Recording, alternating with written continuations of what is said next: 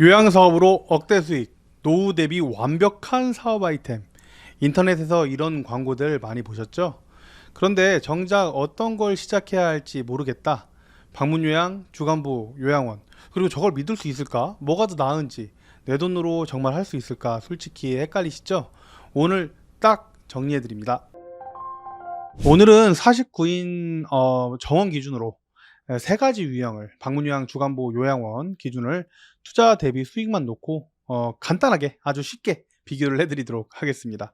건물 매매나 보증금은 빼고 순수하게 리모델링과 환경을 꾸미는 비용만 비교하겠습니다. 왜냐면 보증금은 돌려받는 돈이고 요양원은 건물을 매매해서 하는데, 요양원 그만둘 때 건물 가치는 따로 어쨌든 계산하고 판단하는 것이 좋거든요. 그래서 실제로 쓰는 돈을 바탕으로 하다 보니까 기본 건물 바탕은 있는 상태에서 비교를 위해서 리모델링과 환경 꾸미는 비용, 예비비를 가지고만 비교하겠습니다. 안 그러면 영상이 너무 길어져요. 먼저 장기요양 기간 세 가지 유형 차이점을 간단히 정리를 하고 갈게요. 일단은 방문요양 같은 경우에는 요양보호사 선생님이 수급자 어르신 댁으로 직접 방문을 해서 서비스를 제공하는 겁니다. 1대1 맞춤형 서비스죠. 그렇다 보니까 실제 이 사무실 하나만 있으면 어쨌든 사업을 할 수가 있고요. 별도의 큰 공간, 어르신들이 생활하는 이런 공간, 집에서 생활을 하잖아요. 그래서 생활 공간이 따로 필요 없습니다. 주간보호센터 같은 경우에는 어르신이 낮 동안에 센터로 오셔가지고 프로그램, 그리고 식사, 뭐 그리고 이제 이것저것 그 관계도 하고 이런 부분들을 제공하는 그런 곳이에요. 그래서 공간이 많이 필요하죠. 프로그램실이라든지 생활실, 그리고 물리치료실 같은 그런 실이 필요합니다. 그리고 요양원 같은 경우에도 이 실이 필요한데, 훨씬 더 큰 공간이 많이 필요한 게 24시간 입소를 하는 시설입니다. 아예 이쪽으로 이사를 하셔가지고 생활을 하시는 거죠. 그래서 침실이 꼭 필요하고, 그 다음에 뭐 그 외에 화장실도 되게 중요하고, 샤워실도 있고, 뭐 기본적인 뭐 거의 뭐 병원 같은 의료시설 기준까지 갖춰야 해서 제일 큰 규모라고 생각하시면 됩니다. 자, 이제 본격적으로 49인 기준을 비교를 해볼게요. 49인이라는 숫자 왜 중요하냐고요? 새 사업에서 계산해 보니까 효율적인 규모가 시작되는 그런 정원이기 때문입니다. 너무 작으면 고정비 부담이 크고요. 너무 크면 또 이게 채우는 문제, 그리고 관리가 어려워집니다. 그래서 49인으로 한번 비교를 해보려고 결정을 했어요. 자, 일단 첫 번째, 초기 투자금 비교입니다. 요양원 건물 매매는 그 비매매 비용은 제외를 하고요. 주간보 방문요양의 보증금도 빼고 오직 리모델링 비용, 그다음에 환경 비용 거의 플러스 예비비만 비교를 해보도록 하겠습니다. 방문요양 49명 이 기준 먼저 볼게요. 방문요양은 사실 49명의 수급자를 모집한다 할지라도 법적으로는 5평 이상의 사무실만 있으면 되긴 합니다. 그래도 규모가 커지는 만큼 15평 이상의 사무실을 운영한다고 그렇게 가정할게요. 사회복지사 선생님들도 들어오고 하니까요. 이렇게 했을 때 오픈 비용은 리모델링 비용이 15평 기준으로 약 1,000만 원, 2천만 원 정도 사무실 인테리어, 그 다음에 책상, 컴퓨터, 기본 비품, 간판값 정도면 오픈을 할 수 있죠. 이것마저도 이미 사무실 용도로 깔끔한 곳을 임대를 하면 인테리어 할 돈도 들어가지 않습니다. 생각보다 들어가는 돈이 적죠. 대체적으로 인테리어까지 다 해도 2, 3천 이내의 초기 비용이 들어가죠. 왜냐하면 실제 서비스는 수급자 댁에서 이루어지니까요. 사무실은 행정 업무만 하는 공간이라고 말씀드렸죠. 이게 끝이 아닙니다. 요것만 생각할 게 아닌 게 홍보비, 그리고 예비비, 기본적인 금액들을 가지고 있어야지 어쨌든 사업 운영이 가능해요. 아무리 사무실만 있다 하더라도요. 그래서 적어도 2천만 원 이상 예비비는 가지고 있어야지 홍보도 가능하고 기본적인 임대료도 유지가 가능하죠. 그래야 영업을 할 때 여유가 생깁니다. 따라서 실제 투자금은 보증금을 제외해도 4천에서 5천 정도는 가지고 시작한다, 이렇게 시작하시면 되겠습니다. 너무 힘들게 시작한다, 이거 쉽지 않은 이야기예요. 자, 이제 주간보로 넘어갈게요. 주간보 49인 기준으로 일반적인 평수는 130평 내외가 됩니다. 더 작게 만들 수도 있고 줄여서 할 수도 있지만 어르신들의 편의성까지, 직원들 편의성까지 생각해서 보수적으로 잡았습니다. 보증금 제외하고, 보증금은 따로 생각하고요. 투자금은 얼마나 들까요?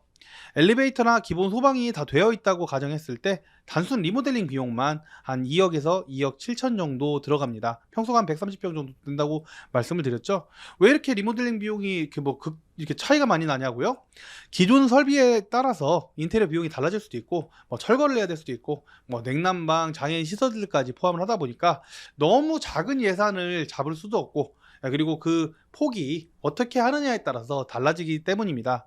그냥 이거 지금 말씀드린 거는 직접 봉사를 한 게 아니고 인테리어 업체를 써서 소장이 있었을 때 예산을 잡았습니다. 거기다가 그냥 인테리어만 한다고 끝나는 게 아니죠. 물론 뭐 붙박이장이나 이런 것들은 붙어 있겠지만 직기 비품 그리고 간판들도 또 해야 되고 차량도 중고로라도 한 2대 정도는 사서 시작해야 됩니다. 이 돈들까지 포함을 하면 최소 3천에서 5천만 원은 더 들어갑니다. 그리고 물리치료 기구, 그다음에 운동기구를 초기에 요즘에 구입을 해서 특화를 하는 경우도 굉장히 많으니까 이런 금액들도 추가를 해야 되겠죠. 이렇게 보면은 보증금을 제외한 주간보호 49인 초기 투자 비용은 2억 3천에서 많게는 3억 2천 정도가 되겠습니다. 예산은 넉넉하게 잡아두고 아끼는 것이 좋으니까 초기에 3억대 내외 금액을 투자한다 이렇게 생각을 하시면 됩니다. 거기다 예비비를 한 6천만 원 이상은 잡아둬야 됩니다. 이렇게 하면 한 3억 5천에서 4억 정도가 보증금을 빼고도 투자 비용이 되겠네요. 다음은 요양원 비교하겠습니다. 이게 단순 비교가 참 어렵기는 한 게 요양원 같은 경우에는 지금 49인이 평수가 장난이 아니에요. 360평 내외가 되는데요. 생각보다 크죠. 49인 하는데 아까 49인 주간보호는 130평, 방문 요양은 사무실만 있으면 된다고 했었어요. 근데 굉장히 크죠. 360평. 네, 이게 지금 어르신이 생활하는 침실과 공용 공간이 법으로 평수가 정해져 있기 때문에 그렇습니다. 그리고 아무래도 주간보호센터보다 인테리어를 할 때 벽체가 워낙 많아요. 각 침실이 벽체 그리고 또 두꺼워요. 그리고 시공도 굉장히 까다로워요. 그렇다 보니까 건물에 엘리베이터와 소방시설이 있는 상태에서 리모델링을 하더라도 평수가 워낙 넓다 보니까 리모델링 비용이 약 6억 2천만 원, 7에서 7억 5천만 원 정도는 들어간다 이렇게 생각을 해야 할 것 같습니다. 물론 뭐 이거 지금 건물 비용은 빼고 하는 얘기예요. 그리고 엘리베이터나 소방 탱크를 새로 설치해야 하는 그런 건물이라면 최소 억 단위의 금액이 추가가 되죠. 이미 되어 있는 상태라고 가정하고 금액을 계산한 겁니다.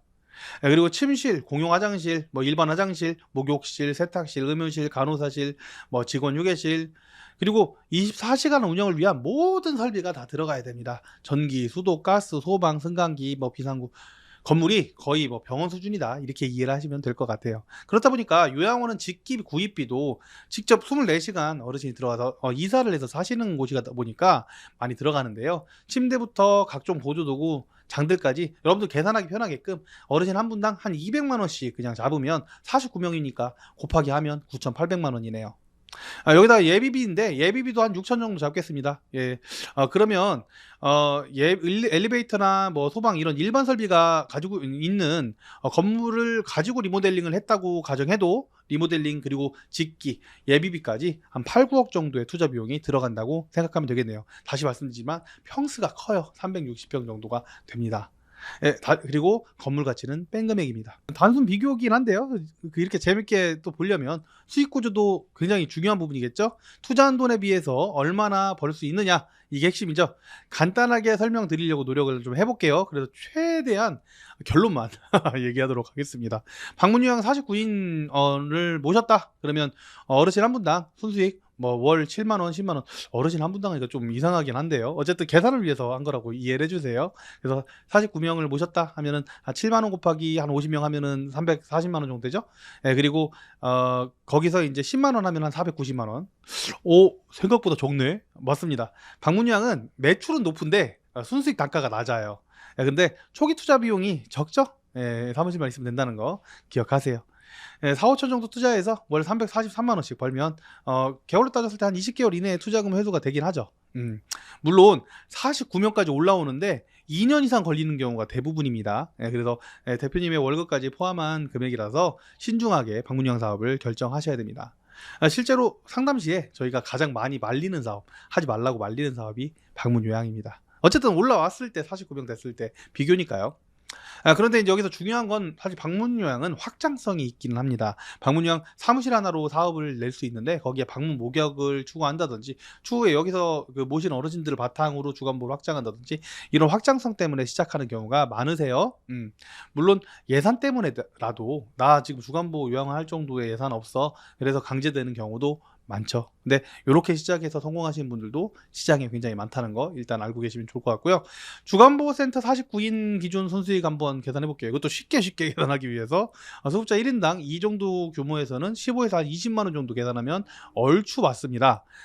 이거는 시설장 월급을 따로 다른 시설장을 뽑았다는 가정하에 얘기를 하는 거고요. 이 49인 꽉 찼을 때 월 700에서 1000만 원 정도의 순수익을 하고요. 그리고 이제 시설장을 대표님이 직접 하면 한 300만 원 정도가 추가된다. 이렇게 생각하시면 됩니다. 오, 이건 괜찮네.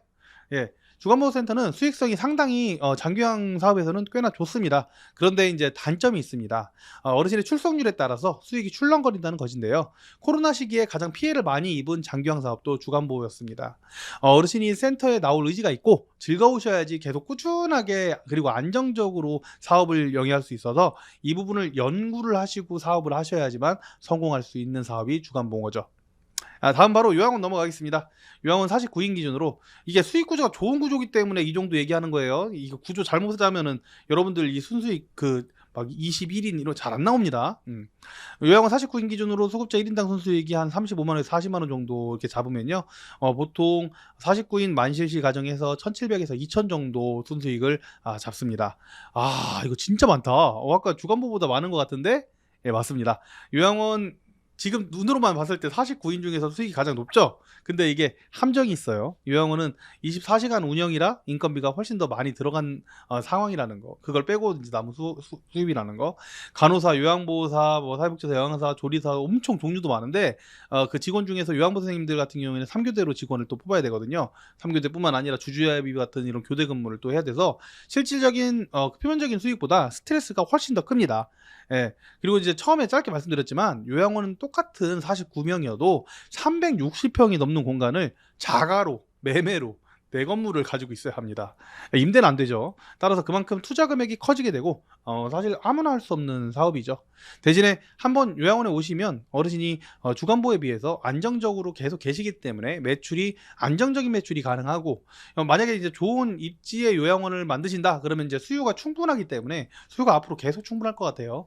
그래서 계속적인 수익을 창출하는 부동산의 역할로 접근을 하시면 요양원은 좋습니다. 자, 이제부터는 각 사업을 정리를 하면서 숨겨진 이야기들, 감당해야 될 리스크들을 이야기를 해야 될 것 같아요.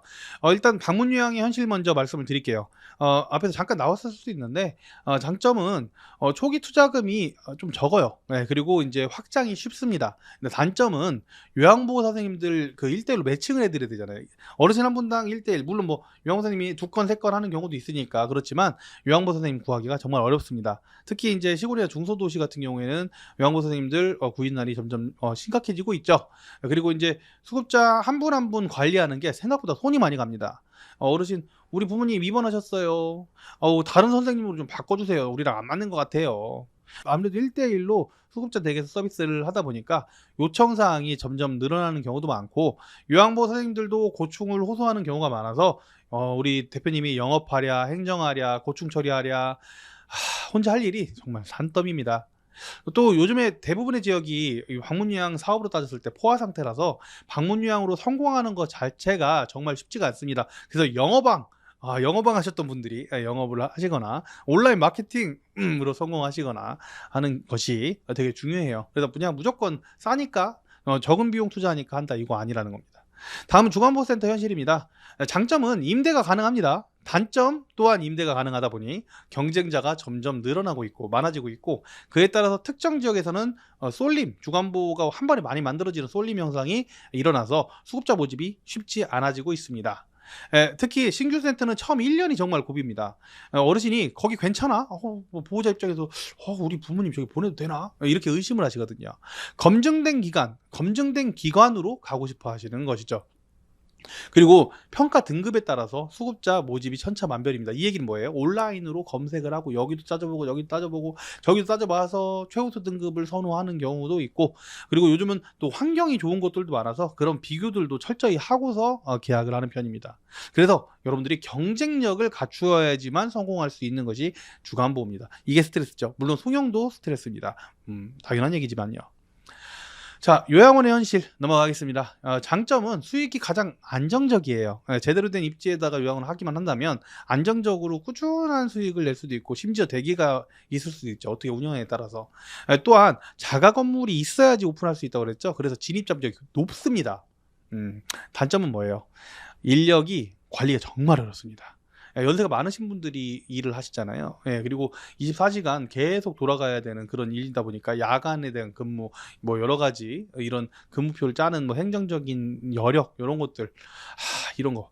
그리고 뭐 사실 간호사 선생님들도 뭐 팀이 있고 그렇지만 이게 한두 명만 빠져도 운영이 마비될 정도로 일이 많아요. 그래서 이런 것들 좀 힘들고, 그다음에 응급 상황도 굉장히 많습니다. 요양원에 응급 상황이 있고 실제 돌아가시는 경우도 있겠죠. 이런 일이 생기면 가족 민원, 그다음에 조사, 공단 조사, 경찰 조사, 뭐 여러 가지 조사들이 또 이어지는 경우도 있습니다. 이런 부분에 대해서 정신적인 스트레스가 상당하죠. 다시 한번 말씀드리지만 요양원은 건물 매매만 가능해서 초기 자본이 엄청나게 많이 필요합니다. 그런데 거기다가 스트레스까지 같이. 대신 49인 뭐 건물까지 포함하면 최소한 30억 원 이상은 각오를 해야 되니까요. 어쨌든 그 세 가지 사업 다 그 여러 가지 어려움이 있다라는 거 알고서 하셔야겠죠. 사업이 뭐 당연히 어렵죠. 그렇죠? 자, 그럼 이제 여러분들한테 맞는 선택지를 한번 찾아볼까요? 이런 분들은 방문요양을 추천합니다. 초기 자본이 1억 미만인 분, 빠르게 확장을 하고 싶은 분, 요양보호사 인맥이나 아니면 내가 인맥으로 끝내준다, 나 영어방이다, 리스크를 최소화하고서 내가 자기요양 사업에 진입하고 싶다, 이런 분들은 시작이 쉽고 접근성이 좋기 때문에 방문요양 해볼 만합니다. 대신에 이 지자체에서 이게 가능한지 이런 여부들도 확인하시고 좀 제대로 공부를 하시고 하시면 좋을 것 같아요. 물론 뭐 실패해도 손실이 적기는 한데요. 그만큼 시간을 많이 써야 되거든요. 그렇죠? 수익을 빠르게 키우려면 온라인 마케팅도 해야 되고, 그 다음에 우리가 직접 몸으로 뛰어야 되고, 소개 영업도 받아야 되고 해서 이렇게 시간 있으니까 내가 쓰는 시간도 자원이라는 거 꼭 생각을 하시고 하셔야 됩니다. 그리고 또 이런 분들은 주간보호센터를 가시는 게 좋겠죠. 뭐 초기 자본이 한 3억 5억이 있는데 장기요양을 해보고 싶다. 그리고 장기요양 사업에서 상대적으로 높은 수익을 가지고 이걸 잘 키워가지고 요양원을 가고 싶다. 지역에서 그리고 또 평판을 쌓아보고 내가 잘하는지 한번 확인해보고 싶다. 그리고 어르신을 직접 돌보는 보람도 이렇게 재밌게, 몸이 안 좋지만 앞으로 더 나아질 수 있게끔, 현재 상태를 유지할 수 있게끔 이렇게 하시고 싶은 분들은 주간보호 괜찮겠죠. 주간보호는 밸런스가 괜찮습니다. 수익도 괜찮고 관리도 괜찮고 열심히 하시면 보람도 있어요. 나아지는 게 눈에 보이거든요. 그리고 최우수 등급을 받으면 지역에서 입소문이 나면서 수급자가 또 이렇게 좀 몰려옵니다. 그게 좀 큰 자산이에요. 오랜 기간 동안 잘 유지하면. 다만 입지, 선점, 입지, 선점, 입지, 선점, 요게 진짜 요즘엔 중요합니다. 선점이라는 단어 기억하세요. 그리고 요양원 같은 경우에는 실제로 내가 부동산을 가지고 부동산의 입장에서 뭐 이 건물을 살리고 싶다. 초기 자본이 한 30억 이상. 이건 뭐 물론 레버리지 쓰면은 그 자기 자본은 줄어들죠. 그렇지만 어쨌든 건물을 짓는데 한 30억 이상, 인력 관리에 좀 자신 있는 분, 사업을 좀 해보신 분한테 조금 더 유리해요. 요양원은 부동산입니다. 건물을 요양원으로 살려보고 싶은 분들한테는 추천을 드립니다. 다만 정신적, 육체적으로 힘이 든다는 거 각오하셔야 됩니다. 직원들을 써도 그렇죠. 자, 그래서 사실 추천하는 방법은 이게 그 망고의 진리라고 봐야 될까요? 꼭 그 답은 아니에요. 그렇지만 가장 추천하는 방법은 단계별로 성장을 하는 겁니다. 1단계는 방문요양으로 시작을 하고 이 시장을 배우는 거죠. 그래서 어떤 어르신이 계시는지, 여기서 뭐 엄청난 수익을 낸다기보다는 어떤 니즈가 어르신들한테, 보호자들한테 있는지, 그리고 장기요양 사업이라는 거 어떻게 운영이 되는지 현장 경험을 쌓는 거죠. 이 과정에서 요양보호사 네트워크도 만들어 놓고 직원 네트워크도 만들어 놓고 뭐 각종 네트워크들을 또 만들어 놓는 거죠. 이게 정말 나중에 중요한 자산이 되니까요. 그리고 2단계로 여기서 이제 그 기본적인 게 쌓이면 어디 가서 이제 일을 한다, 이런 게 자산이 아니에요. 직접 창업을 해봐야지 자산이 되겠죠. 그래서 요걸 가지고 돈이 있다면 거기다 추가적으로 주간보호센터를 부설해서 추가 자본은 뭐 3, 4억 정도는 기본 들어가야 되겠죠. 그러면 방문요양 안정되면 주간보호센터로 그 이전을 하게 되고, 그럼 방문요양도 수익이 더 올라가거든요. 이 건물이 옮겨지면서. 그래서 이미 어느 정도 지역에서 알려지는 우리가 기관이니까 수급자 모집이 아무래도 조금 더 빨라요, 주간보호도. 그래서 그렇게 좀 하고, 방문요양 수급자 중에서 낮에 혼자 계시기 힘들어서 다른 주간보호센터에 연결했던 분들들 다시 우리 센터로 모셔올 수가 있어요. 그래서 시너지 효과가 생기는 거죠. 그 다음에 이제 3단계 뭐겠어요? 그 다음에 이제 요양원으로 확장하는 거죠. 엄청난 비용이 들어가죠. 그렇죠. 여기 주간보호까지 안정되면 그때 이제 그 많은 장기요양 기관 운영자분들의 꿈이에요. 요양원을 가시는 게. 그래서 요양원을 그때 이제 고려를 해서 방문요양, 주간보호, 요양원. 이미 인력 관리 노하우도 충분히 쌓였고, 지역에서 평판도 쌓았고, 여기서 방문 주간에서 어차피 다른 요양원을 가셔야 되니까 우리 요양원에 오시는 게 더 좋겠죠. 그래서 요양원 운영이 훨씬 더 수월해지고 영업도 수월해집니다. 이렇게 3단계로 성장하면 리스크를 최소화하고 수익을 극대화할 수 있죠. 한 번에 큰 걸 하다가 이번 사업이 끝이야 라고 해서 그냥 망하는 것보다 작게 시작해서 확실하게 키우는 게 훨씬 현명한 사례이긴 합니다. 실제 사례를 말씀드릴게요. 저희 국회의원 파트너스 통해서 창업하신 김땡땡 대표님 같은 경우에는 50대 초반이셨는데 퇴직금 1억 가지고 계셨어요. 처음에는 요양을 하고 싶었는데 이게 그 예산도 그렇고 방문요양 하시면 어떠냐. 왜냐면 그 전에 이제 영업을 굉장히 많이 해보셔가지고 그걸 좀 안내를 해드렸는데, 일단 시장 배울 겸 그다음 네트워크를 만들 겸 했어요. 근데 조언을 받아들이셔가지고 어떻게 했냐면 직접 본인이 시설장을 안 하시고요. 어차피 사업으로 접근을 했기 때문에 시설장을 따로 뽑으시고 직접 이렇게 해서 한 7천만 원 정도 들어갔어요. 그 투자 비용이 예비비, 뭐 홍보비 이런 것까지 홍보를 진짜 열심히 하셨습니다. 그래서 처음 6개월 동안에는 배운 대로 했는데도 정말 힘드셨다고 합니다. 맨날 밖에 나가 계시고 수급자 10명 모으는 게 제일 힘들었다고 해요. 요양보호소 구하기도 힘들고요. 근데 1년도 안 돼서 49명이 되셨네요. 그래서 지금 뭐 월 400 이상 정도 수익이 나오기 시작한 거죠. 물론 뭐 대표님한테 실제 수익으로 나오는 건 시설장 월급을 주다 보니까 그거보단 적어요. 근데 거기다가 이제 추가로 어떻게 한 거예요? 거기서 나오는 이 인력 바탕으로, 그다음에 수급자 바탕으로 주간보호센터를 추가하셨습니다. 이번에는 수급자 모집이 훨씬 더 좀 더 수월했다고 말씀하세요. 왜냐하면 방문형 수급자 중에 주간보호센터 오려고 하시는 분이 그래도 10% 이상은 됐기 때문에 안내를 할 수 있었거든요. 그 시작 4명, 5명 더 들어오는 게 되게 중요하거든요. 그래서 그것 때문에 현재 주간보호도 잘 해가지고 순수익으로 따졌을 때 뭐 한 1,600, 1,700 정도 수익을 내고 계십니다. 그리고 요양원 개설도 곧 하시겠다고 말씀을 하시더라고요. 이게 바로 단계별 성장 전략의 실제 사례입니다. 그리고 여러분들께 꼭 드리고 싶은 말씀이 있어요. 단계는 지금 이렇게 천천히 말씀드린 사례 방향으로 가는 게 맞긴 합니다. 다만 예산에 따라서, 그리고 또 지자체 상황에 따라서, 대표님의 상황에 따라서 첫 사업을 꼭 방문요양으로 시작하는 게 아니라 주간보로 시작할지 요양으로 시작할지 어떤 사업을 할지 달라질 수가 있어요. 그러니까 개별적으로 다 다르다는 거죠. 제가 지금 말씀드린 게 너무 일반화된 내용이라는 거예요. 그리고 또 이런 것도 있어요. 여러분들, 장기요양 사업을 아예 시작하지 않는 것도 좋은 선택이 될 수 있습니다. 사업이라는 게 함부로 하는 게 아니거든요. 따라서 국회에서는 아예 처음 장기요양 사업을 접하는 대표님들을 위한 창업 포럼을 주기적으로 개최를 하고 있고, 그거 부분 같은 경우에는 게시를 하거나 안내를 또 해드리겠습니다. 어느 정도 공부한 대표님들에게는 또 제가 직접 시간을 내서 상담해드리는 일생에 단 한 번 무료 상담도 공원 사업으로 진행을 하고 있습니다. 이 내용 모두 다 고정 댓글에 넣어둘게요. 오늘도 긴 영상 끝까지 시청해주셔서 감사드리고요. 오늘 영상은 비교 영상이니까 즐겁게 그냥 한번 이런 게 있구나 정도로 봐주시면 좋겠습니다. 저는 국회의원 천천박사였습니다. 감사합니다.